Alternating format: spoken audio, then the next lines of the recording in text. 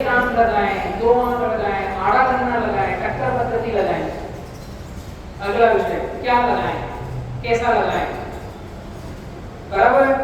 आपके यहाँ की कोई वैरायटियों के नाम मुझे बताओ जो आप लोग लगा रहे हो। Hello,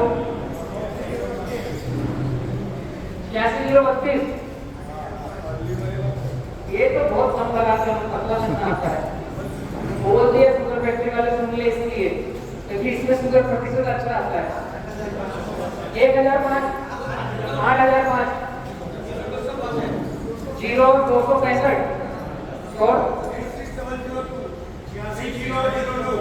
86702 00। Okay okay 86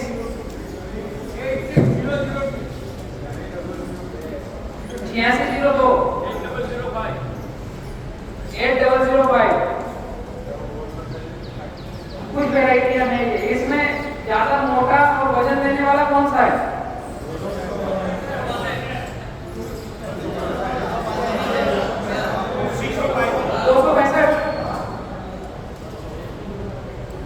sugar factory वाले भाई थोड़ा पानी साफ करने के लिए गए हैं। चिराग भाई आप भी प्रतिनिधित्व करते हो, 265 कैसा करना है? अच्छा है, कितनी रिकवरी आती है? चयन कैसे करना चाहिए? हमें दिमाग नहीं लड़ाना है। जिस शुगर फैक्ट्री से हम जुड़े हैं उसको मिलना तेरे को भाई कौन सी रिकवरी ज्यादा चाहिए वो गन्ना मेरे को लगाना है। Simple question. हर गन्ना उत्पादन 1200-1500 क्विंटल देगा। मैं राइटिंग में लिखकर देकर जाऊंगा, सारी विधियां फॉलो करोगे तो। कॉन्सेप्ट समझ में आ रहा है? कॉन्सेप्ट समझ में आ रहा है?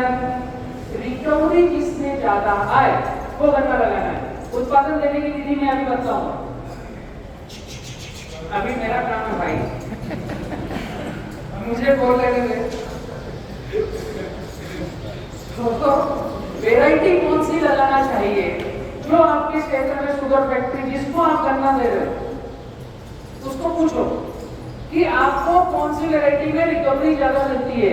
आई थिंक 8632 और 8602, ठीक है ना।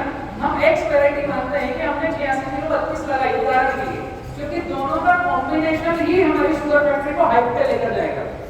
एक केवल भ्रांति है कि गन्ने की मोटाई ज्यादा है, इसमें पल्पिंग ज्यादा है, ये उत्पादन ज्यादा देगा, वो एक भ्रांति है। एवरेज आप शुगर फैक्ट्री में जाकर बैठ कर देखो, टनेज निकालो कि 200 गांव में गन्ना लग रहा है ना, उनका कभी समय निकाल कर जाकर बैठ कर देखो कि क्या उत्पादन आ रहा है। उत्पादन आपको मिलेगा 250 क्विंटल से 350 क्विंटल। 350 से ऊपर है नहीं, एवरेज है 250 क्विंटल। बीघा पर एवरेज आएगा 150 से 200 क्विंटल। ये आप एवरेज देखो जाकर के तो समझ में आएगा। अब किसी के यहाँ ये वैरायटी लगी है, किसी के यहाँ ये है, किसी के यहाँ ये है, किसी के यहाँ ये है, एवरेज तो वही है ना, वैरायटी है। हमें क्या भ्रांति होती है, जैसे एक अंकल ने किसी ने बताया था कि आपने इस तरफ विजिट किया है, मेरा खेत इस तरफ है, तो यहाँ का कुछ इस तरह का प्रमाण है। मुझे भी लगता है कि तलुन में, बड़वानी मध्य प्रदेश में मेरे खेत में खरपतवार सबसे ज्यादा आती है। ऐसे हर किसान को लगता है कि मेरे खेत की मिट्टी स्पेशल अलग है, वहाँ खरपतवार ज्यादा आती है, वहाँ का 8632 नहीं पकेगा, वहाँ 8005 अच्छा पकेगा। ऐसा हमें लगता है, ऐसा हमें लगता है। ज्यादा बड़े फोकस से हम अगर देखेंगे तो ऐसा कुछ भी प्रक्रिया में आता नहीं। मैं अभी आपको बताऊंगा कि गन्ने में हम किस दिशा में जाएं ताकि हमें आउटपुट अच्छा मिले। ज्यादा आवाज हो रही, थोड़ा माइक नीचे रखूं, नहीं ठीक है। तो मुद्दा ये निकल के आता है कि जो शुगर फैक्ट्री में आप गन्ना दे रहे हो उन्होंने जो वैरायटी पसंद करी रिकवरी के लिए वो वैरायटी हमको लगाना है। दूसरी बात, जब हम वैरायटी का चयन कर चुके हैं, शुगर फैक्ट्री जो बोले वो हमारे दिमाग से नहीं खत्म। दूसरी बात, वो वैरायटी का सीड कहां से आ रहा है, वो स्वस्थ प्लॉट होना चाहिए। ये चयन करने की बहुत इंपॉर्टेंट बात है, वो आप उनसे बात करो। अगर हम पौध लगाएं तो, अगर हम पेड़ी लगाएं तो। अब इसमें अनेक सारी प्रक्रिया है गन्ने की खेती करने के लिए, विधियां बहुत सारी है। अभी मैं कुछ विधियां बता रहा हूं, आप जो विधि कर रहे हो मुझे उसमें टिक लगाना पड़ेगा। एक विधि है हम नाली बनाते हैं, एक विधि में ट्रेंच बनाते हैं, एक विधि में छोटी नाली बनाकर पोध लगाते हैं, ये है टक्कर पद्धति। हेलो, ये ट्रेंच मैं समझाता हूँ इसको, ये है पोध। नाली विधि में आड़े गन्ने लगते हैं, दो आम के लगाते हो, इसमें आड़ा गन्ना लगेगा 2 आम का, इसको ट्रेंच मेथड कहते हैं। ये खड़ा गन्ना है, ये आड़ा गन्ना है, इसमें सीड और ज्यादा लगता है, ये पौधा है। कुछ मित्र मैंने देखा है पौधा लगा रहे हैं, आप में से कोई है पौधा लगाने वाला? काफी संख्या है। अभी नई विधि आ गई है रिंग पिट मेथड, नाली वाली कुछ नहीं, गोले बनाओ, ये रिंग पिट मेथड। एक नई विधि और आ गई है बीके सुगर, जो मैं आज आपके दिमाग में कुछ बीज रोपण करके जाऊंगा। जिसको समझ में आया उनके साथ हम डेमो प्लांट करेंगे आगे, प्रदर्शनी प्लांट के साथ में। प्रदर्शनी प्लांट के सेंस की जो आप खेती करोगे उसमें मैं पर्टिकुलर इन्वॉल्व रह करके उस प्लॉट को सक्सेस कराने के लिए मैं या मेरी टीम में से कोई हर महीने विजिट करेगा उस प्लॉटों पर, जो इस विधि में जाएगा। पहले विधियां समझ लो, बीके सुगर पे जो जाएंगे उनके फील्ड में हम आने वाले समय में 2023-24 में महीने में एक विजिट करेंगे और क्या बेस्ट कर सकते हैं उन पर जाएंगे। ये विधि कौन कौन कर रहा है? नाली वाली मैक्सिमम कर रहा है। ट्रेंच मेथड कोई करता है? नहीं। पौधा कौन लगा रहा है? कुछ लोग लगा रहे हैं, पौधा लगा रहे हैं, टक्कर पद्धति लगा रहे हैं। रिंग पिट मेथड कौन कर रहा है? अभी आपने रिंग पिट मेथड किया है, एक दूसरा है, और बीके बनाना भी किया है आपने रिंग पिट मेथड में, अनिल भाई है यहाँ पर। तो ये जो 2 प्रक्रिया है, अब हम इसकी बात करते हैं जो आप कर रहे हो उसमें बेस्ट सुधार क्या किया जा सकता है, होना क्या चाहिए।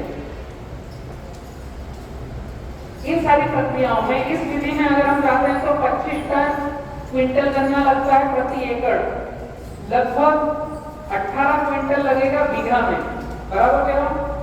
1 बीघा में 18 क्विंटल 17 क्विंटल गन्ना लगता है बीज में लगाने में। अगर इसमें जाते जो मैंने इरेज कर दिया तो इसमें 25 क्विंटल लगता गन्ना 1 एकड़ में। इसमें आप अगर जाओगे पौधे में तो पौधा शायद यहाँ लगा रहे 4/1.5, 5/1, क्या लगा रहे 5.5, 2, 4/1। अलग अलग विधियां हैं, 3-4 तरह की विधि है। कोई बोल रहा है 5/1, कोई बोल रहा है 5.5/1, कोई बोल रहा है 4/2, कोई बोल रहा है 4/1.5। क्योंकि कुछ मैंने प्लॉट पर विजिट किए थे। पौधा लगाना अच्छी बात है, बट ये जो भी लगा रहे हैं, जिसके ग्राफ पे लगा रहे हैं, एवरेज उत्पादन सभी का लगभग एक जैसा आ रहा होगा, थोड़ा बहुत 20-25 क्विंटल ऊपर नीचे। किसी ने 4.5-2 लगाया, किसी ने 5/1.5 लगाया, तो पौधे की संख्या कम ज्यादा होगी, लेकिन एवरेज उत्पादन पर आप वहीं पहुंचोगे जहां क्षेत्र लेकर के आपको जाएगा, बराबर। अभी ये नई मेथड आई है यूपी बिहार में, कहीं कहीं महाराष्ट्र में इसको एडॉप्ट किया है, मध्य प्रदेश में एक शुगर फैक्ट्री ने एडॉप्ट किया था। इसमें 50 क्विंटल गन्ना लगता है 1 एकड़ में। इसमें रिंग बनाई जाती है सेंटर से 1 फीट से 1.5 फीट सेंटर से, और यहाँ पर गन्ने रखे जाते हैं 2-2, 3-3 आंख के, इस तरह से गन्ने रखे जाते हैं। लाइन में नहीं, ये लाइन में आप रख रहे हो, यहाँ पर ऐसे गन्ने रखे जाते हैं, इसको बोलते हैं रिंग पिट मेथड। ये रहता है 5/5, जैसे हम केला लगाते हैं 6/6, ये ऐसा रहता है 5/5। इसमें 50 क्विंटल गन्ना लगता है। इसमें पहले आपको शुरुआत में ही मशक्कत करना है कि होल गिराना है, उन होल में पेड़ियां रखना है, फिर उन होल में पानी भरना है। उत्पादन इसका भी रिजल्ट अच्छा आ रहा है, इसका भी अच्छा आता है, इसका आप ले रहे हो।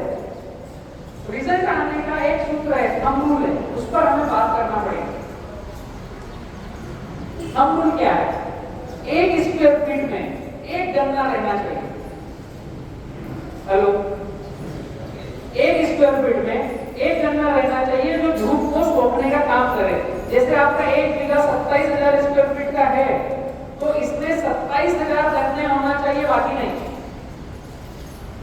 हम अब ये 27,000 गन्ने हम मेंटेन कैसे करें? अभी जैसे बारिश हो रही है, मैं अभी खेतों में घूम के आया था कल, तो कुछ गन्ने गिरे पड़े हुए हैं, तो साइड से वाटर शूट आ रहे हैं जहां धूप पहुंच गई है। बाहर के किनारों पर बहुत अच्छे गन्ने दिख रहे हैं, ट्रिलिंग दिख रहे हैं, मोटाई दिख रही है। जैसे ही 5 कदम अंदर जाते हो, पतला गन्ना दिखेगा, सड़क वाला दिखेगा, पत्तियां छोटी दिखेगी, गन्ना हरापन दिखेगा, अनमेच्योर्ड दिखेगा।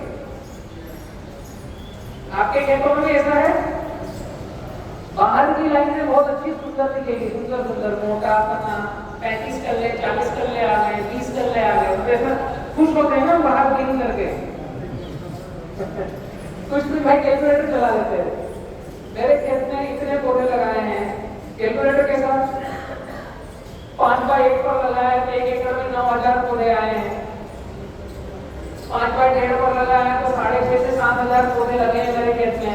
तो बाहर की लाइनों के कुछ ढेरों को नाप लेंगे, उनके कल्ले देख लेंगे, तो 6,500 गुणित 40 और एक गन्ना मेरा 1.5 किलो का बन रहा है, तो 750 क्विंटल इस साल मेरा है।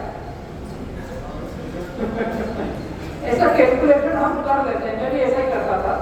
ऐसे ही करते करते ही बड़ा हुआ और मंच पे माइक पकड़ लिया है। तो वो प्रक्रिया गलत नहीं है, लेकिन गन्ने को चाहिए हवा बहने के लिए, धूप, फोटोसिंथेसिस करने के लिए। एक्चुअल में ये हर फसल को चाहिए, केवल गन्ने को नहीं चाहिए।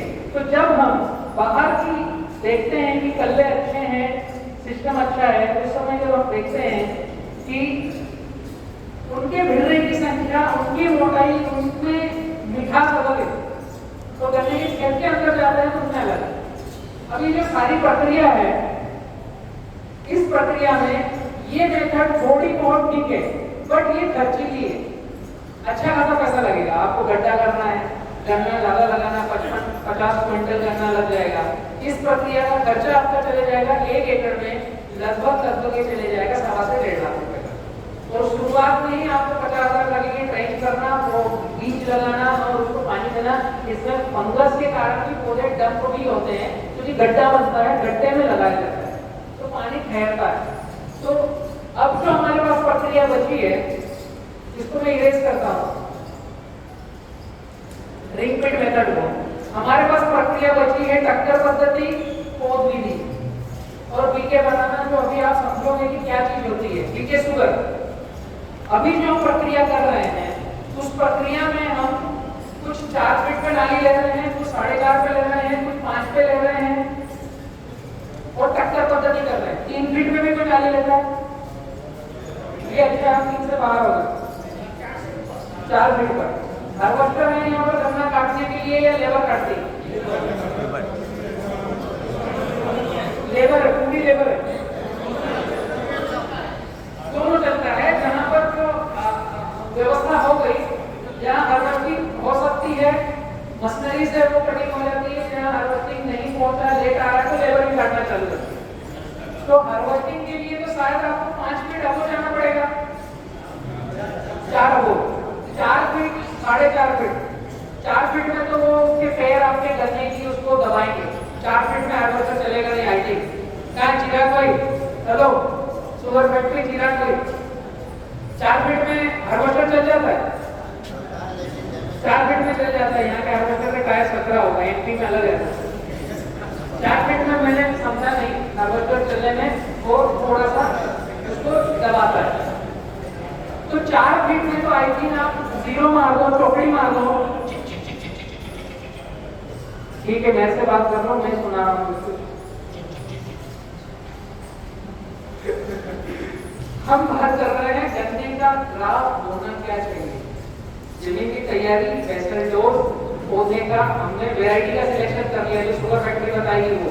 अब हम बात कर रहे हैं लगाना क्या ग्राफ से चाहिए।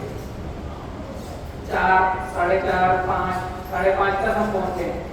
एक्चुअल में ग्राफ क्या होना चाहिए? अब मैं पहले आपको कॉन्सेप्ट बतलाता हूं, तो ग्राफ अपने आप आपको समझ में आएगा, ठीक है। मैं जो कर रहा हूँ वो विधि मेरे खेत में, मेरे R&D के प्लाट पर हुई है चीजें, वो विधि में बताना चाहूंगा। कुछ हमने MP में किया, कुछ गुजरात में किया। एक मेरे मित्र आए हुए हैं अनिल जी, उनके साथ में एक और मित्र हैं जो राजपीपला से आए हैं। इनके खेत में भी कुछ हमारे R&D प्लाट हुए हैं। प्रश्न उत्तर हम समझेंगे कि हमने क्या देखा। अब मैं जो आपको बताना चाह रहा हूँ कि ग्राफ क्या होना चाहिए, उसके बाद ही हम आगे बढ़ेंगे खेती कैसे करेंगे। अब रिवर्स मैकेनिज्म पर जाएंगे तो पता चलेगा कि ग्राफ क्या होना चाहिए, या हम जो लगा रहे हैं वो ग्राफ क्या है। रिवर्स मैकेनिज्म कि क्या हम जो खेती कर रहे हैं उसमें साल भर हम गन्ने के अंदर जा सकते हैं? नहीं, 5 से 6 महीने हम अंदर जा पाएंगे, उसके बाद नहीं जा पाएंगे। ये रासायनिक खेती वाले हो या ऑर्गेनिक खेती वाले, दोनों के साथ एक ही घटना घटती। बारिश आई, सितंबर के बाद गन्ने में जाओगे नहीं, जितना पहले से लगा है जुलाई के बाद जाओगे नहीं गन्ने के अंदर। जून तक मैक्सिमम प्रक्रिया हो सकती है, बारिश आने के पहले तक, ठीक है ना। उसके बाद गन्ना चलता है, उसकी मर्जी से हम बैठते हैं घर और हम मार्केट जाते हैं घूमने। गन्ने को बोलता है तेरे हिसाब से चल। तो जो हम उसमें प्रक्रिया करते हैं 4 से 5 महीने तक, उसके बाद जाना, उसको लाड़ प्यार करना, उससे रिलेशन बना के रखना, उतना उत्पादन आ रहा है आपका 200-250 क्विंटल प्रति एकड़ का, 150 से 200 क्विंटल प्रति बीघे का। आप जैसे ही 5 महीने बाद उसके बाद जाते नहीं, वो उसकी मर्जी से मस्त मौला चलता है, उसको जो मिलता है वो खाता है, जितनी धूप आती है उतना लेता है। पहला थंब रूल, हम जो फसल करें उस तक उसकी हार्वेस्टिंग तक खेत के अंदर हम क्या जा सकते हैं, वैसा ग्राफ होना चाहिए।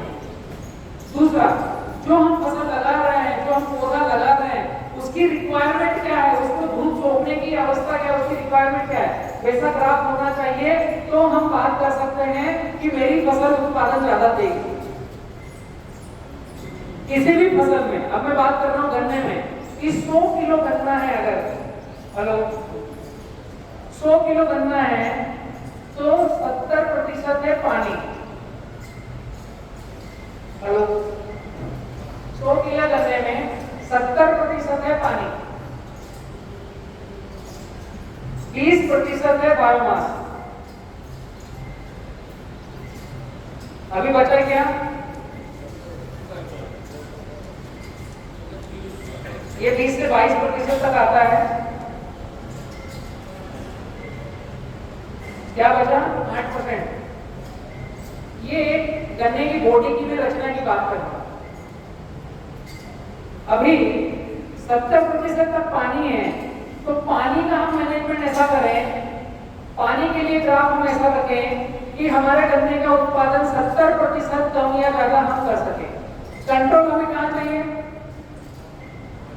20 से 22% तक जो बायोमास बनता है, गन्ने का छिलका, उसके अंदर मांस, मज्जा, पत्ती, हार्ड की जो हमें दिख रही है, वो बनती है सूर्य की रोशनी से। बायोमास बॉडी बनती है सूर्य की रोशनी से। दूसरा कोई उसमें बनाने के लिए हस्तक्षेप कोई DAP, यूरिया, पोटाश का नहीं है।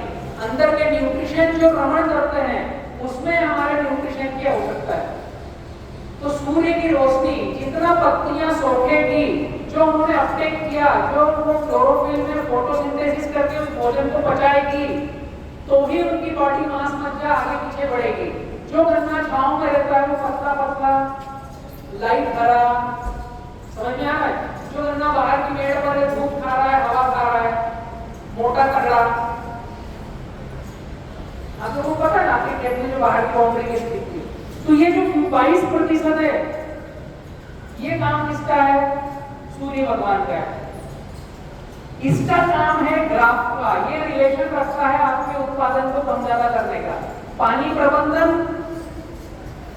ग्राफ, ये दो चीजें हमने अगर समझ ली तो हम DAP, यूरिया, पोटाश डालें या गुड़, गोबर, गोमाटी डालें, उत्पादन यहां से रिलेशन है। अब जो सोसाइटियां हैं यूरिया, DAP, पोटाश दे रही है, जो 12 किलो दे रहा है, जो सल्फर बेच रहा है, उसका रिलेशन क्या है? 8% तक। समझ में आ रहा है? ये ध्यान सबसे आखिर में देंगे, खाना खाने के बाद वाला सेशन पे इसको बताऊंगा। अभी क्या समझना है? इसीलिए इसका रिलेशन सबसे कम है। इसीलिए मंत्र ऊर्जा से भी खेती होती है, गुड़ गोबर गोमूत्र से भी खेती होती है, यूरिया टीपी पोटाश जो डालता है उससे भी खेती होती है, बलराम ने 70-30 फार्मिंग बता दी, उससे भी खेती होती है। इसके लिए कि 8% का मायना नहीं है, इसलिए कोई भी विधि से जाओगे खेती होगी। तो इन दोनों चीजों को हमने पकड़ लिया, पानी प्रबंधन, सूर्य की रोशनी कैसे पौधे के हर हिस्से तक पहुंच रही है और हवा दमन कर रही है। हम पहुंच गए हैं 92% तक उत्पादन लेने में इन दो प्रक्रियाओं में। इसका कहीं कोई मतलब नहीं है कि कौन सा खाद में लाकर डालूं, कौन सा समझ में आ रहा है? एकदम मैं डीएनए को टच करने की कोशिश कर रहा हूं, हाथ मायने रखता है 8% तक, उससे ज्यादा नहीं। क्योंकि हमारे यहाँ सूरत कामराज में 250 क्विंटल का उत्पादन है, शायद 17 सामने 16 तो 1450 क्विंटल का उत्पादन है। और कितना है पता चल रहा है? यही राजपीपला में 700 क्विंटल तक गए हम, कितना गए? राजपीपला बदर 700 क्विंटल उत्पादन ले रहे हैं। तो फर्क समझना है, क्या चीज को टच करें हम, पानी को और सूर्य की रोशनी का ग्राफ कैसा होना चाहिए, कहां तक वो रोशनी पहुंचे, हर पत्ती सूर्य की रोशनी को एब्जर्व करे और जो 8% हमने भोजन दिया है उसको अपटेक करके जो हमारी पत्ती तक गया उसको पचाए। फोटोसिंथेसिस, क्लोरोफिल जो काम करेगा उस भोजन को पचाएगा, फिर पौधे को रिकनेक्ट करेगा और उसकी मोटाई बढ़ाएगा, उसके रस बढ़ाएगा, उसकी बेरी को लेंथ करेगा। जैसे जो मित्र गो आधारित खेती करते हैं उनमें हम लगाते हैं अंतर्वर्ती फसलें। हम मार्केट से खाद नहीं खरीदते बट पौधे को तो खाद चाहिए, तो अंतर्वर्ती फसल लगाते हैं, उसकी जड़ों से जो खाद मिलता है उस अंतर्वर्ती फसल को बायोमास आच्छादन करने के बाद जो गलने के बाद पौधे के पास जाएगी तो वो सारा का सारा कॉम्बिनेशन 8% का है। तो वहां पर एक बिजनेस क्या होता है कि हमें फसल लेना है गन्ने की, हम उसको खाद एनपीके देने के चक्कर में अंतर्वर्ती फसल लगा करके उस पर ध्यान बढ़ गया, उस पर हमारी जगह अटक गई, उस पर हम कन्वर्ट हो गए दोनों को सामंजस्य में चलाने में। तो कुछ मित्र तो इसमें निकल जाते हैं, कर पाते हैं, समय देते हैं, कुछ मित्रों से होता नहीं तो ये फसल भी कमजोर हो जाती है, क्योंकि जो फसल आपने लगाई है अंतर्वर्ती वो भी तो कुछ भोजन खाएगी ना, उसके लिए क्या अंतर्वर्ती? आपको गन्ने को एनपीके देना है तो आपने मूंग, तिवर, चौड़ा, सनहेम लगाया, ढेंचा लगाया, फास्फोरस दिया गन्ने को उत्पादन देने के लिए। ये जो ढेंचा, मूंग, चौड़ा, तुवर है इसके लिए क्या अंतर्वर्ती? इसको नहीं एनपीके चाहिए। हम थोड़ा देखने की चेष्टा करें तो पूरा देखेंगे तो वहां तक पहुंच पाएंगे। तो गो आधारित खेती गलत नहीं है, ऑर्गेनिक खेती गलत नहीं है। कॉन्सेप्ट समझने की जरूरत है कि मार्केट से यूरिया डीएपी पोटाश पाके डालें, घर हम ड्रम में बैक्टीरियल फॉर्म में गोमूत्र बना करके डालें या हम अंतर्वर्ती फसल लगा करके डालें। जो हमारा मेन गन्ना है उसको एनपीके की पूर्ति चाहिए, मतलब चाहिए तो उत्पादन देगा, बट 8% तक ज्यादा कॉन्सेंट्रेशन करने की आवश्यकता नहीं। पानी और ग्राफ आपने सही किया तो सूर्य की रोशनी में ही 250 क्विंटल में गन्ना पका दूंगा, कोई 8 मिनट से सेगमेंट कर सकता है। केवल पानी और ग्राफ नहीं लेना है, उसके अलावा कुछ नहीं करना है, कचरा मल्चिंग करना है तो 250 क्विंटल ऐसे राइटिंग में ले लेना, 1 एकड़ में गन्ना। गुड़ गोबर गोमूत्र में डालो, अंतर्वर्ती मत लगाओ, यूरिया डीएपी पोटाश में डालो। कॉन्सेप्ट समझ में आ रहा है?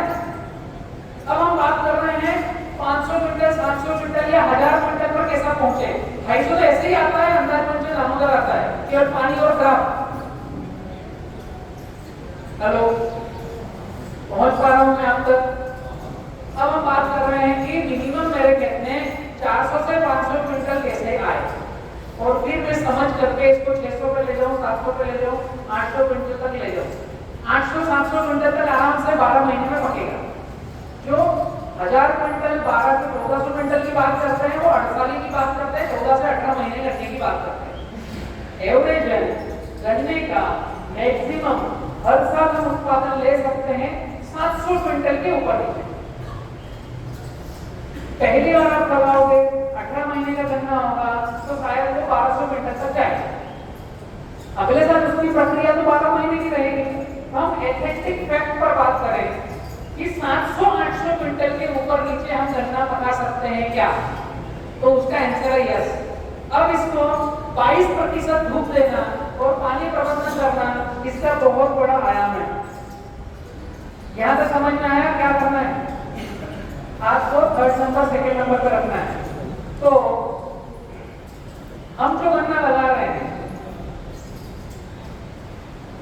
1 बीघा है और यहाँ जो हमारा गन्ना है वो ऐसा ठस हो गया है।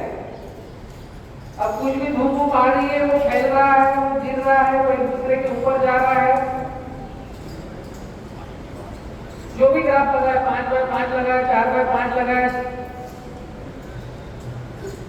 4x1.5 लगाया, 8 महीने के बाद कुछ पता नहीं कहाँ लाइन है और कहाँ गन्ना है।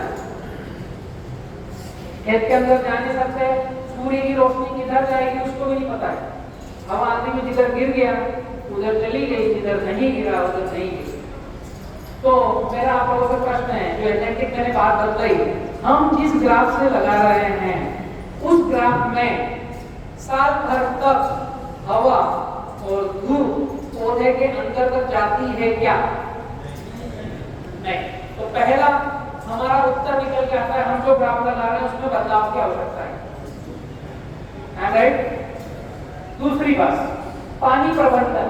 हम जो पानी दे रहे हैं, क्या ऐसा पानी देते हैं कि 25% हवा 25% पानी जो हम दें तक रहे पौधे के पास?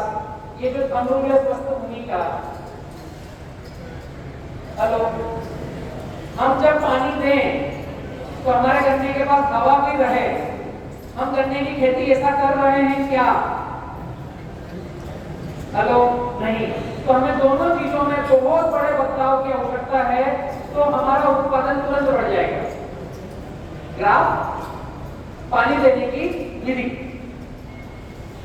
जो व्यक्ति फ्लड इरिगेशन कर रहे हैं, नाली वाले कितने हैं और ड्रिप वाले कितने हैं? पहले मुझे ड्रिप वालों का हाथ खड़ा करके तो पता चलेगा, जो गन्ना ड्रिप से पका रहा है। ठीक है, 20% ड्रिप वाले हैं, बाकी सब नाली पद्धति से करते हैं। तो मैं दोनों की विधि बताता हूँ कि दोनों में क्या ग्राफ होना चाहिए, पानी कैसा देना चाहिए, ताकि गन्ने तक हम पहुंच सके, गन्ने तक हवा पहुंच सके, गन्ने तक पानी पहुंच सके। इस विधि को कहते हैं 70-30 फार्मिंग।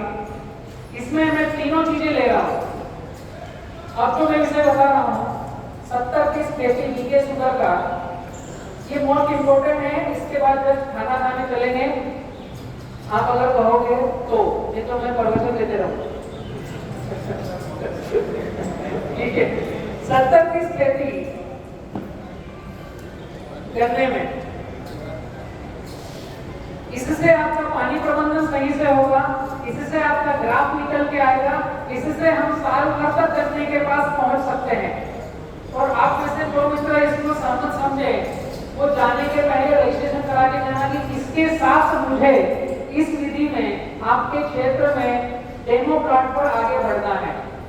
ठीक है, अगले सत्र में हम डेमो प्लॉट पर आगे बढ़ेंगे। तो 70-30 खेती का मतलब होता है 30% जगह हमारे लिए, हेलो, 70% जगह पौधे के लिए। जो भी पौधे लगा रहे हैं, हम गन्ना लगा रहे हैं, तो गन्ने की रूट डेवलपमेंट, उसका विकास, उसकी जड़ों का विकास, उसमें पानी हम देंगे तो वो रिजर्वायर हमारा 70% ऐसा होना चाहिए जो गन्ने के लिए फिट हो। हम इंसानों के लिए 30% हो जहां पर हम कैलकुलेट करें और उस पौधे तक पहुंच पाए। दूसरा, पौधे के पास सराउंड ग्राफ हो ताकि धूप साल भर तक जाए। हम जो गन्ना लगाते हैं 70-30 खेती में, वो लगाते हैं लाइन से लाइन 5 फीट। हेलो, ये ग्राफ आप बना सकते हो, आपकी पेन डायरी दे रखी है आपको। लाइन से लाइन 5 फीट, ये नाली वाले भी हो सकते हैं, ड्रिप वाले भी हो सकते हैं, दोनों हो सकते हैं। इसमें एक बहुत ही महत्वपूर्ण बात है, यहीं पर निकल के आएगा कि पौधा लगाना है या हमें पेड़ ही लगाना है, गन्ना काट के लगाना है या पौधा लगाना है, यहीं पर निकल के आएगा। लाइन से लाइन 5, इसमें कोई चेंज करने की जरूरत नहीं। अब मैंने जो आप लोगों से पूछा उसका निचोड़ दे रहा हूँ, मैं समझ गया हूँ कि यह प्रॉब्लम क्या है, आप लोग कैसे खेती कर रहे हैं, तो फाइनल निचोड़। और जो मैं ऑलरेडी 2011 से गन्ने की खेती कर रहा हूँ, अभी 23 तक जो मैंने कुछ किया है उसका एक लास्ट निचोड़ दे रहा हूँ। ये आपको कैसा लगेगा देखने वाली बात है।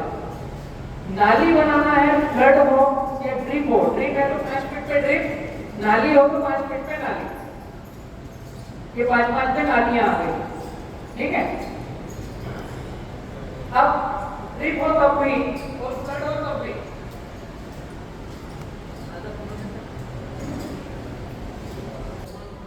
नाली हो तब भी और ड्रिप हो तब भी गन्ना लगाएं कैसे और क्या भाव से लगाएं। ये जो नाली रहती है, अभी तक मैंने जो समझा है कैसा लगा रहे हैं,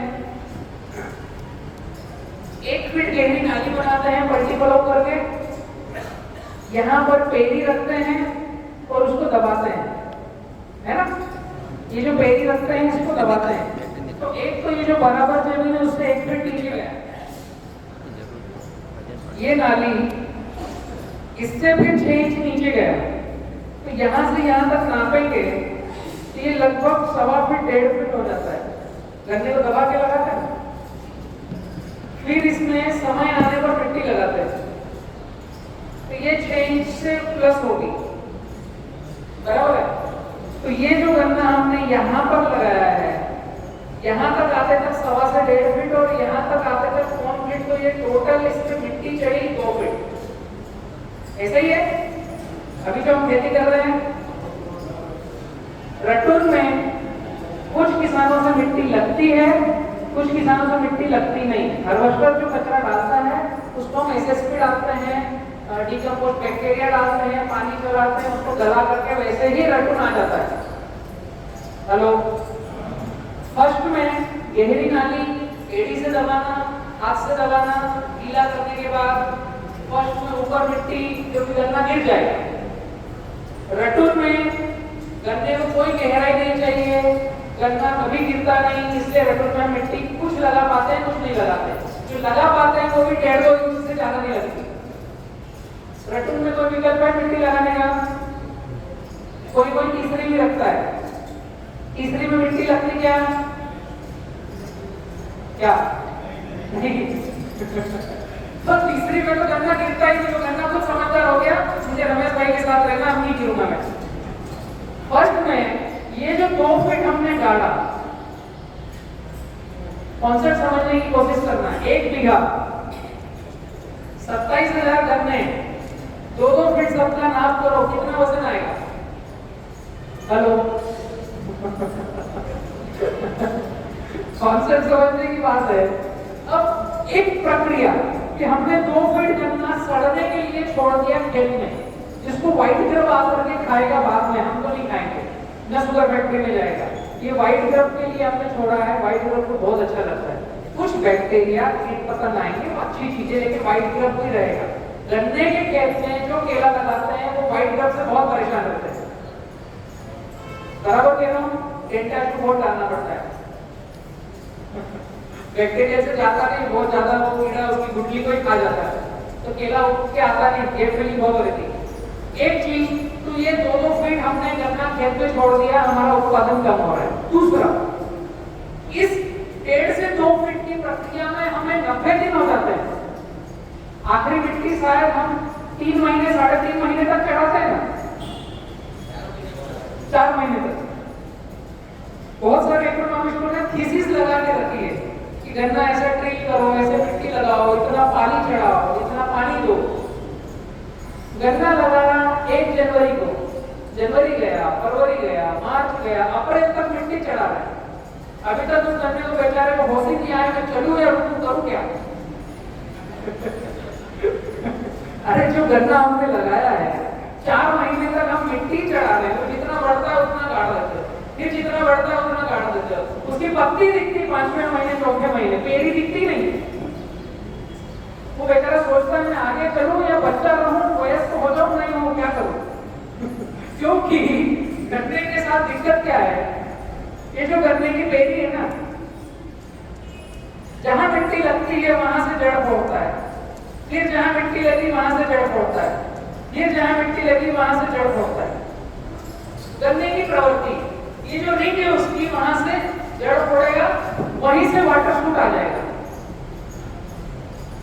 बहुत ध्यान से समझने वाली बात है, जहां गन्ने को मिट्टी लगी वहीं से जड़ और वहीं से वाटर शूट। अभी हम चाह रहे हैं कि ये जो मेन गन्ना है इसका एक गन्ने का 2 किलो वजन आ जाए बस। अब इस 2 किलो वजन में पहले हम 1.5 से 2 फीट गाड़ कर उसको सड़ा रहे हैं, ऊपर जितना बचा इतना गया, ये गया। अब जो नई मिट्टी आ गई यहाँ से भोजन लेगा, नई प्रक्रिया। अभी इसको सेंस था, प्रकृति है, जीवंत है, इसमें सांस लेने की क्षमता है, ये भी समझता है, भावनाएं हैं। संध्या काल में जाकर देखो तो पता चलेगा। इसको सेंस था कि यहां से मैं भोजन उठाऊं। अब हमने बोला नहीं, यहां से उठाओ, ये मुंह बंद कर। फिर बोला 3 महीने बाद नहीं, अब यहां से उठाओ। ये जो सेंस अभिज्ञता में जब पौधा भोजन नई जगह से नई रूट लेकर के उठाता है तो नई प्रक्रिया में ढलता है तो अनबैलेंस न्यूट्रिशन अपटेक होते हैं। क्योंकि जब रूट निकलती है वो पहले फैलने के लिए एनर्जी लगाएगी, फिर खाने के लिए एनर्जी लेगी। नई रूट निकलती है तो पहले वो बड़ी हो, खुद फैले, गर्माहट आए, उसकी नसें बने, तब तो वो भोजन उठाएगी ना, पहले खुद का विकास करेगी। तो हम हर बार मिट्टी लगा करके ये बोलते हैं गन्ने को कि भैया आपकी रूट डेवलपमेंट करो नए तरीके से। अब इसका ये मतलब नहीं है कि मैं मिट्टी लगाने का मना कर रहा हूँ। इसका क्या इतना मतलब है कि बहुत ज्यादा, बहुत टीले वाली मिट्टी लगाने की आवश्यकता नहीं। इसका मतलब ये है कि बहुत गहरी नाली करके गन्ना लगाने की आवश्यकता नहीं। उसका एक और कारण है, गहरी नाली करके गन्ना हम लगाते हैं तो जो हमने बायोमास डाला है, जो जिप्सम डाला है, जो गोबर डाला है, वो हमने नागरनी करके उसको फेंक दिया ऊपर। अब जो पौधे को रेडी फास्फोरस मैंने क्या बताया, आज हमने पौधा लगाया, गन्ना लगाया, उसकी जड़ फैलेगी, उसको फास्फोरस चाहिए अभी तुरंत, वो हमने उठाकर कर दिया बाहर, नाली में नहीं दो। अब जहां कुछ नहीं है वहां हमने गन्ना लगाया, वो है कड़क जमीन, पानी देने के बाद नरम होती है, लेकिन जैसे अंदर दबाओगे तो फिर वो कॉम्पैक्ट हो जाएगी। तो जर्मिनेशन के लिए कॉम्पैक्ट जमीन अच्छी है कि आपका फूटा हुआ अच्छा आ जाएगा, लेकिन उसके रूट के डेवलपमेंट के लिए जमीन कड़क अच्छी नहीं। हम रोटावेटर कर रहे हैं, जमीन को ढीला कर रहे हैं ताकि रूट का डेवलपमेंट हो। तो मैं जो बताना चाह रहा हूँ, बहुत गहरी नाली की आवश्यकता नहीं है, 6 इंच 8 इंच काफी है, इससे ज्यादा गहरी करने की आवश्यकता नहीं है, बहुत ज्यादा मिट्टी लगाने की आवश्यकता नहीं है। गिरपड़ होगी निश्चित है, बट हम जो ग्राफ लेंगे उस ग्राफ में अगर हम गन्ने के अंदर तक आना जाना कर सकते हैं तो गिरपड़ को हम मेंटेन कर सकते हैं। अभी मैं बताऊंगा आगे आपको। तो 1 से 1.5 फीट मिट्टी लगाने की जरूरत नहीं है, 6 से 8 इंच की मिट्टी लगाई सफिशिएंट है और 6 से 8 इंच का गहरा किया वो सफिशिएंट है। समझ में आया लगाने की विधि क्या होनी चाहिए? पेरी लगाओ या पौधा लगाओ, उथला लगाओ, गहरा नहीं। अभी नाली में हम जब पानी देते हैं तो नाली में नहीं लगना चाहिए, साइड में लगना चाहिए। हेलो, दूसरे कॉन्सेप्ट की बात कर रहा हूं। जो नाली हमने बनाई है उसकी गहराई में लगने की वजह उसके किनारे पर, ना ऊपर ना नीचे, बीच में। समझ में आया? हेलो, ये नाली है, इसके किनारे पर चाहिए लगा हुआ पौधा है या टक्कर है, डिसीजन आपको लेना है। अभी पौधे टक्कर में भी मैं फर्क बताऊंगा। यहाँ पर लगाया तो नाली में पानी रुका हुआ रहता है, बारिश आती है या हम फ्लड से पानी देते हैं तो कीचड़ का प्रमाण ज्यादा रहता है। 70% जो जगह है वो कीचड़ से भर जाती है, तो गन्ना सांस लेना बंद होता है, तो जल्दी सूखा होकर बाहर आने में टाइम लग जाएगा। 25% हवा, 25% पानी कब रहेगा? डायरेक्ट तलेटे से थोड़ा सा ऊपर लगाएंगे, ऊपर टॉप पर ड्राइनेस मिलेगा, ठीक वाला, ठीक है। लगाना कहां पर है समझ में है? अब एक बहुत बड़ी बात है कि पेरी लगाएं या पौधा लगाएं, गन्ने का उत्पादन आता है पूरे से। मैं एक एक चीजों को ले रहा हूं, आप चाहो तो लिखते हुए जा सकते हो। गन्ने का उत्पादन आता है, कितनी उम्र का है गन्ना? हेलो, हमें शुगर फैक्ट्री क्यों बोलती है? सितंबर में लगा लो, अक्टूबर में लगा लो, अगस्त में लगा लो, उम्र बढ़ेगी रिकवरी बढ़ जाएगी, उम्र बढ़ेगी आपका उत्पादन बढ़ जाएगा। कटेगा तो जब शुगर फैक्ट्री चालू होगी, जब तब शुगर फैक्ट्री चालू होती है यहाँ पर नवंबर में शुगर फैक्ट्री चालू हुई, हमने लगाया सितंबर में, तो 2 महीने अगापा लगाया, आपका कटेगा 14 महीने में। जिसने पहले लगा दिया, जिसका नामकरण आ गया, शुगर फैक्ट्री का उद्घाटन हुआ, पहला ट्राला उसका गया, तो भी तो 2 महीने पहले है। अब रटू तो 12 ही महीने में आएगी। तो जितनी उम्र ज्यादा उतना रिकवरी ज्यादा, उतना उत्पादन ज्यादा। तो अब प्रक्रिया समझने की है कि हम आंख लगाएं या पौधा लगाएं। ये बहुत बड़ा क्वेश्चन हर किसानों के पास रहता है। उसका सिंपल सा आंसर है, पौधा घर पे बना लो या खरीद लो, बट पौधा ही लगाना है। कारण क्यों? हमने ये एक आंख का गन्ना लगाया, 2 आंख का गन्ना लगाया, और इधर हमने पौधा लगाया। ये लगभग 45 से 50 दिन का है और ये 1 दिन का है। अभी गन्ने की उम्र बढ़ेगी कैसे, वो कॉन्सेप्ट में बताना चाह रहा हूं आपको। अगर 1 अक्टूबर को गन्ना लगाना है तो आप 25 सितंबर को गन्ना काट करके लाओगे, रखोगे और लगा दोगे, तो गन्ने की जो आंख का जर्मिनेशन होगा वो 10 अक्टूबर तक आपको दिखने लगेगा। तो आपके गन्ने की उम्र कहां से चालू हुई? 10 अक्टूबर से। टेरी की बात कर रहा हूं मैं, उदाहरण दे रहा हूं। 10-10। अब ये गन्ने का पौधा खरीदा आपने, ये भी 1 अक्टूबर को लगाया। कॉन्सेप्ट समझना, गन्ने का पौधा घर पे बना के लगा लो, वो भी मैं विधि बता दूंगा अभी। तो हमने पौधा लगाया, ये भी 1 अक्टूबर को लगाया, तो इसका काम डाउन 50 दिन यहाँ के और 1 अक्टूबर को लग गया, और ये निकल के आया 10 अक्टूबर को आंख दिखी, तो 10 दिन इसके कितना आगे निकल गया? हेलो, 2 महीने आगे हुआ ना। अब दूसरी प्रक्रिया, ये जब गन्ना आंख निकाल के देगा, ये बड़ा होगा, बाहर जाएगा, तो इसके ट्रिलिंग चाहिए, हमें ट्रिलिंग चाहिए।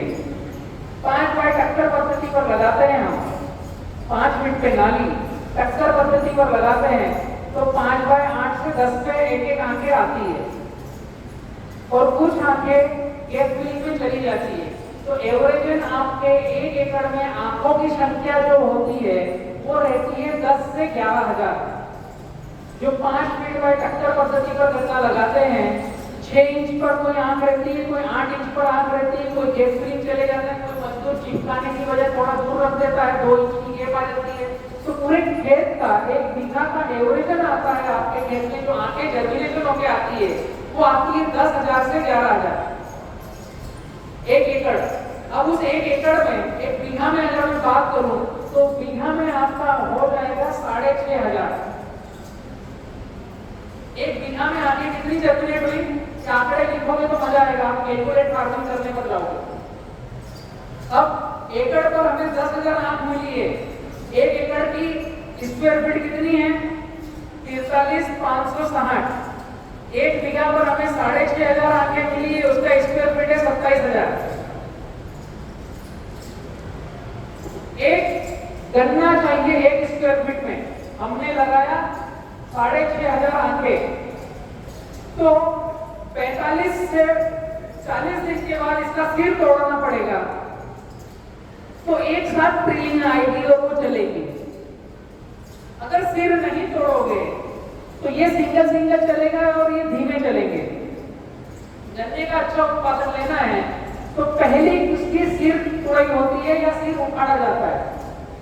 यहाँ पर पता है आप लोगों को, कुछ लोगों को पता है। तो गन्ना जब हम आंख से लगाते हैं, पेड़ी लगाते हैं, तो पेड़ी लगाने के बाद उसमें जब ट्रिलिंग होकर के आ गया, 40-45 दिन के बाद उसका सिर कलम कटना है। तो जो उसके ट्रिलिंग होंगे 5-6 कल्ले आएंगे जो वो बढ़वा करेंगे। ये जो 5-6 कल्ले हैं ये एक साथ चलना चाहिए, उसमें भी कोई छोटा है कोई बड़ा है। अगर आपने ग्राफ बड़ा लिया है तो दूसरी बार ट्रिलिंग होगी, 2 बार कट होगी। 5 फीट से बड़ा ग्राफ लिया है, 5 फीट से छोटा या 5 तक लिया है तो एक बार सिर्फ कलम होगा। तो ये जो 10,000 आंखें आपके 1 एकड़ में हैं, ये एक एक पौधा 5-5 कल्ले देगा तो ये 50,000 आंखों पर जाएगा। तो आपके 1 एकड़ में 1 स्क्वायर फीट में एक गन्ना आपको दिखेगा। छोटी छोटी बातें हैं, इसको पकड़ने की चेष्टा करना, इसी से उत्पादन का रिलेशन है।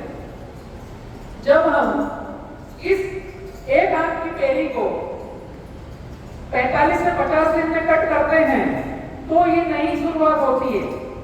तो हमने लगाया 1 अक्टूबर को, वो निकला 10 अक्टूबर को, 45 से 50 दिन के बाद सिर तोड़े तो ये कब निकलेगा? हेलो, अक्टूबर गया, नवंबर गया, दिसंबर ठंड चालू हो रही है, उस समय ये हमें मिलेगा। बस तैयार होकर के नया बच्चा, अब मैं जमीन के बाहर आऊंगा, अब मैं हवा पानी खाऊंगा भी। हमने लगाया 1 अक्टूबर, पौधा मिला हमें दिसंबर में, उत्पादन तो ये रहेगा ना। इसको तोड़ दिया, इसको नहीं तोड़ोगे तो ये उत्पादन कम देगा। ये वाटर शूट की नजरों में आएगा, गिनती में आएगा। उत्पादन कहां से ज्यादा आएगा? इनसे। इनकी गिनती कब चालू हो रही है? दिसंबर में। उदाहरण दे रहा हूं, दिसंबर 2 महीने बाद, लगाने के 2 महीने बाद काउंटडाउन चालू हुआ। अब आपको जो उत्पादन देगा उन पेरियों का बड़ा होना। मतलब आपने अगर 1 अक्टूबर को लगाया है तो आपका 1 दिसंबर को कटेगा तो 12 महीने पूरा होगा उस करने का। 2 महीने बाद। यही चीज अगर हम पौधे पर जाते हैं तो क्या होगा? पौधे पर जाएंगे तो क्या होगा? एक तो 2 महीने पहले आ गई, और जब पौधा हम जिससे भी लेते हैं या बनाते हैं तो पौधा लगाने से पहले ही उसका सिर तोड़ दिया जाता है ताकि उसकी ट्रिलिंग आ जाए। अब खेत में सिर तोड़ने का कॉन्सेप्ट चेंज, हमने बाहर ही उसका, अभी जो हमारी नर्सरी में पौधा है उसके पत्ते काट दिए, सिर तोड़ दिए, उसका ट्रिलिंग चालू कर दिया। तो रेडी पौधा जब 1 अक्टूबर को गया तो इसकी आंखें यहाँ पर रेडी चालू है। एक्चुअल में ये 60 दिन का पौधा सिर टूटा हुआ जिसकी आंखें आ चुकी हो, एवरेज ये 5 आंखें लेकर के आता है। अगर जो सही पौधा जहां से ले रहे हो सिर कटा हुआ 60 दिन वाला, घर पे बनाओ तो भी ये प्रक्रिया करना है। तो ये जो आंखें लेकर आए हो तो ये इस पौधे से प्रिवेंटिव हो गया। समझ में आया? हमें क्या करना चाहिए? उत्पादन लेना है तो कोशिश करें पौधे पर जाएं, खुद बनाएं या हम खरीद कर लगाएं। ये पहली प्राथमिकता। लगाना कैसे है? जो नाली है उसके किनारे पर, ना नीचे ना ऊपर, ड्रिप हो या फ्लड हो, पहला काम रूल। पौधे पर जा सकते हैं गन्ने का उत्पादन लेने के लिए। इसका मतलब ये नहीं है कि मैं आपको बोल रहा हूँ केवल पौधा लगाओ। पौधा नहीं लगाओगे तो आपके गन्ने की 2 महीने की उम्र कम रहेगी। इसका मतलब थोड़ा उत्पादन को कम देगा। हेलो, समझ में आया? एक 10 मिनट का मैं पानी देने की प्रक्रिया बताता हूँ, फिर हम उठने की तैयारी करते हैं, हम भोजन का बोल सकते हैं। अभी ड्रिप है या फ्लड है, लगाने की विधि समझ में आई? क्या लगाना है? यहाँ तक पहुंचा मैं? अभी प्रश्नों को लिख लेना, अगले सेशन में हम चालू करेंगे। अभी नाली पद्धति है, इसमें पानी देना कैसे? हमने पौधा लगा दिया, वो चल पड़ा, अब उसके 30 दिन हो गए। शुरुआती 30 दिन में हमें, सॉरी हाँ वो भी मैं बताता हूँ, आता हूँ। अभी एक एक चीज को क्लोज करता हूँ। पानी देना है, उसके बाद डिस्टेंस लूंगा तो ज्यादा अच्छे से समझ में आएगा। हमें जब पानी देना है, जो भी नाली है उसमें जब पानी देंगे हम, एक बात फिक्स मैंने बताई थी कि 5 फीट पे नाली करना है, लाइन से लाइन 5 फीट ही रखना है। अभी पौधे से पौधे कितना रखना है उस पर मैं आता हूँ। 5 से कम मत रखो, 5 से ज्यादा मत रखो, 5 ही रखो। जो ड्रिप वाले हैं वो भी, जो फ्लड वाले हैं वो भी 5 ही फीट रखना है। ठीक है। अब पानी देना है तो शुरुआत में जब हम लगाएंगे उसके एक दिन पहले पानी दिया, उसके एक दिन छोड़ करके एक दिन पहले भी पानी दिया, मतलब आपने 1 तारीख को पानी दिया, ड्रिप हो या फ्लड हो, 1 तारीख को पानी दिया, 2 तारीख को बंद रखना है, फिर 3 तारीख को पानी देना है। एक पानी दिया, एक गैप दी और फिर एक पानी दिया, तो खेत में जो भी वाफ होगी, एरिएशन होगा, हवा होगा, सब निकल करके वहां पर भेद हो जाएगा। एक दिन पानी, एक दिन बंद, एक दिन पानी। अब जिस दिन हमने गन्ना लगाया पौधा, उस दिन फिर पानी, उसका अगला पानी, अगर काली मिट्टी है तो 5 से 7 दिन के बाद वो आपको मिट्टी बताएगी कितने दिन बाद पानी देना है। पीली मिट्टी है, रेतीली है तो 4 से 5 दिन बाद पानी, फर्स्ट प्लांटेशन की बात कर रहा हूँ। फिर उसके बाद 10 दिन बाद पानी, फिर उसके बाद 10 दिन में बाद पानी। पानी की प्रक्रिया अपने खेत में आप खुद टेस्ट कर सकते हो कैसा देना है। तो पहला महीना इसी नाली में पानी जाएगा और हमारा पौधा रहेगा किनारे पर, तो पानी बहकर यहाँ पर गया, यहां से पानी का भेद गया, तो इधर मिला गीला, इधर मिला सूखा, समझ में आ रहा है? 25% हवा, 25% नमी, तो पौधा स्पीडली चलता है, फट फट फट फट ग्रो करेगा। जो गन्ना यहाँ गड्ढे में लगेगा और जो गन्ना किनारे में लगेगा, उसको आपको चलने की प्रक्रिया में फर्क मिलेगा। ये साइड वाला स्पीडली चलेगा, जड़ें जल्दी फेंकेगा, पानी अच्छे से उठाएगा, जो भी भोजन प्रक्रिया दोगे अच्छे से लेगा। यही केले में भी सूत्र लागू होता है, किसी भी फसल में यही सूत्र लागू होगा। एक तरफ पानी, एक तरफ हवा है। जब हम पहले फेज की मिट्टी हल्की लगा दें, पौधा लगाओगे, 60 दिन का पौधा सिर कलम करके लाओगे तो उसके 4-5 कल्ले आए हुए रहेंगे। ये 4-5 कल्ले जो आए हुए रहेंगे, तो लगाने के बाद में ये कल्ले चलेंगे, मेन शूट नहीं चलेगा, साइड के कल्ले चलेंगे। पौधा मेच्योर्ड होना चाहिए, सिर कटा हुआ होना चाहिए, 5 कल्ले वाला होना चाहिए। इसके आगे में बीके शुगर बताऊंगा खाना खाने के बाद, ताकि आपको समझ में कि एग्जैक्ट कहां पर पहुंचे हम। अभी ये जो कल्ले चलेंगे, इन पर एक बार मिट्टी लगेगी तो ये नाली आपकी बराबर होगी और साइड में नाली लगेगी। जो फ्लड एलिवेशन वाले हैं, जो ड्रिप वाले हैं, उनके यहाँ मिट्टी लगेगी और ड्रिप एक किनारे पर हो जाएगी। अब यहाँ से पानी देने का मेन गुणसूत्र है वो निकल के आता है कि जब पौधे पर एक बार मिट्टी लग जाती है, वो हल्की सी पाली हो जाती है और फिर एक नाली है और एक नाली है। अब जहाँ पौधा है वहां नाली नहीं है, कॉन्सेप्ट समझ में आ रहा है? पहले ड्रिलिंग आ गए हैं, बाहर हो गए हैं, इसको हमने मिट्टी डाल दी है, अब यहाँ पानी है, यहाँ पानी है, बीच में पौधे का छोटा सा पाली है। अब ये जो उल्टा, ये जो नीचे था ये ऊपर हो जाएगा, हल्की सी पाली रहेगी, समझ में आया? बहुत ज्यादा मिट्टी नहीं रहेगी। तो पौधा निकल के यहाँ पर आ गया है, पानी यहाँ दे रहे हैं और यहाँ दे रहे हैं,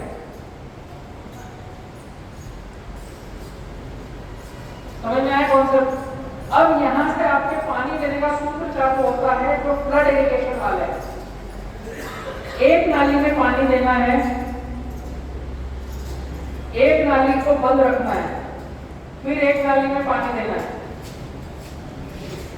ओड इवन, 1 नंबर में पानी दिया, 2 नंबर को बंद रखा, 3 नंबर में पानी दिया, 4 नंबर को बंद रखा, 5 नंबर में पानी दिया, 6 को बंद रखा, 7 में पानी दिया, 8 को बंद रखा। कॉन्सेप्ट समझ में आ रहा है? अभी ये जो पानी जाएगा वो इस पौधे की जड़ों तक जाएगा, इस पौधे की जड़ों तक जाएगा, और इधर रहेगा ड्राई, इधर से मिलेगी हवा एरिएशन, इधर से मिलेगी हवा एरिएशन। 6 पट्टी बोलते हैं हमारे निमाड़ क्षेत्र में, एक नाली छोड़कर 6 पट्टी। यहाँ क्या बोलते हो आप? एक नाली छोड़ करके अल्टरनेट 1 बाय 1। समझ में आया ना कैसे पानी देना है? अब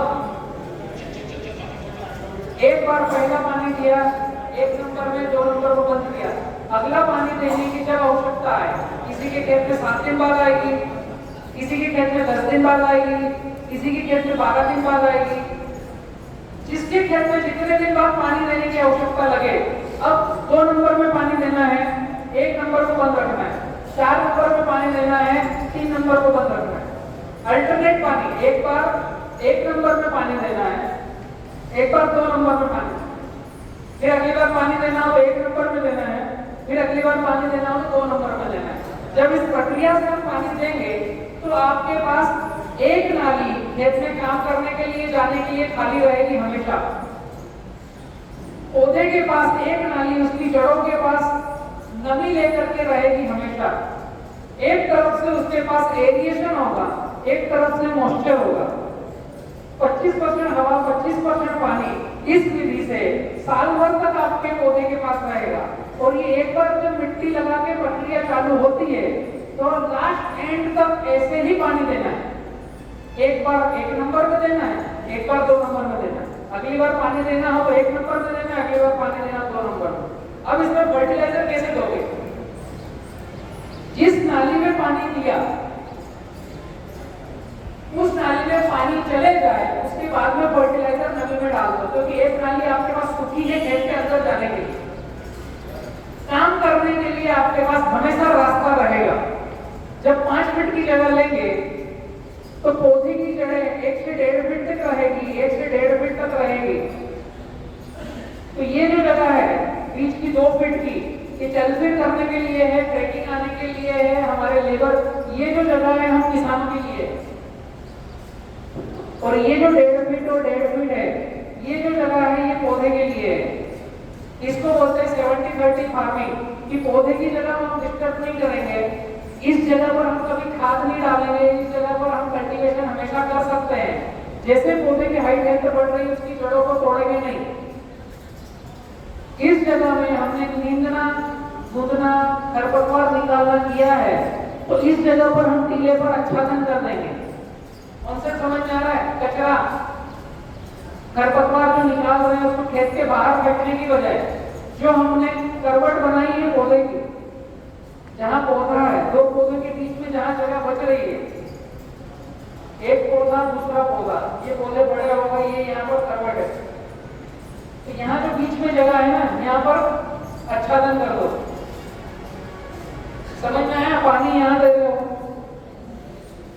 यहाँ चलते कर रहे हो, लेकिन ये जो एक से दूसरे पौधे के बीच में कुछ जगह बचती है ना, जो कचरा है, जो तन निकाल रहे हो, खरपतवार निकाल रहे हो, वो पौधे के पास यहाँ पर डालो 2 पौधों के बीच में।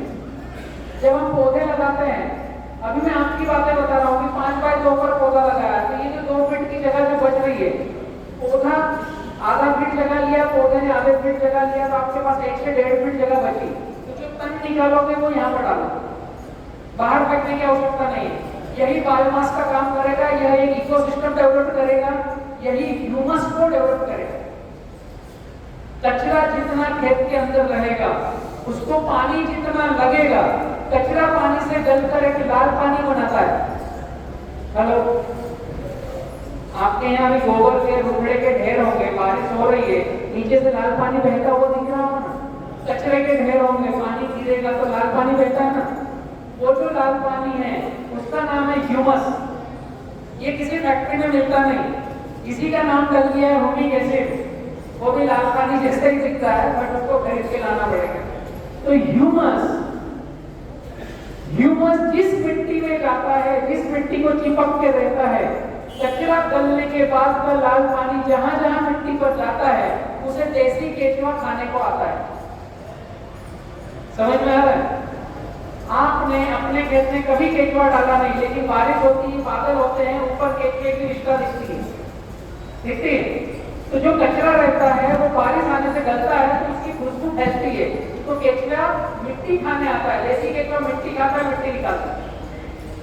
एक देसी केचुआ 1 साल भर अगर ऊपर की 6 इंच की लेयर पर रह गया, तो एग्रोनॉमिस्टों का कहना है 72,000 टन मिट्टी को पलटता है।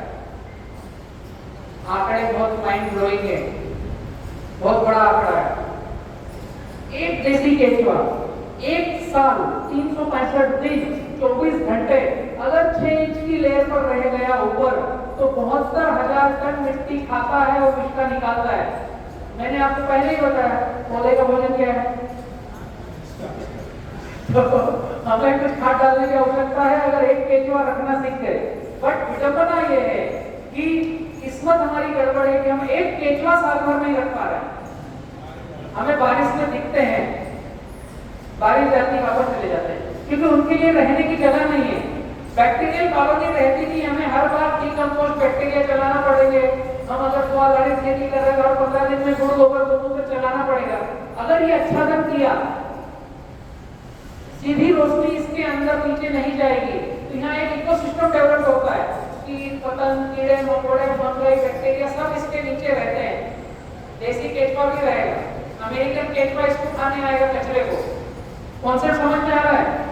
रूट डेवलपमेंट ढीला रहेगा।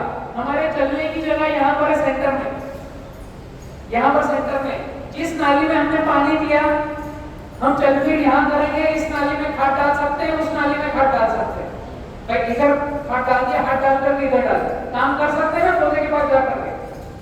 अगली बार इस नाली में पानी देंगे तो इसमें चलफीड कर सकते हैं। निंदाई गुड़ाई करना हो तो पानी देने के बावजूद कर सकते हो, यहाँ से हाथ निकाल करके निकाल सकते हो। हाँ, ड्रिप के लिए भी अभी शायद समय हो गया है, तो हम भोजन करके आते हैं, उसके बाद ड्रिप प्रबंधन की बात करेंगे। यहाँ तक कॉन्सेप्ट समझ में आया? नाली लगाना कैसे, पौधा क्यों जरूरी? धन्यवाद। भोजन करके बैठे।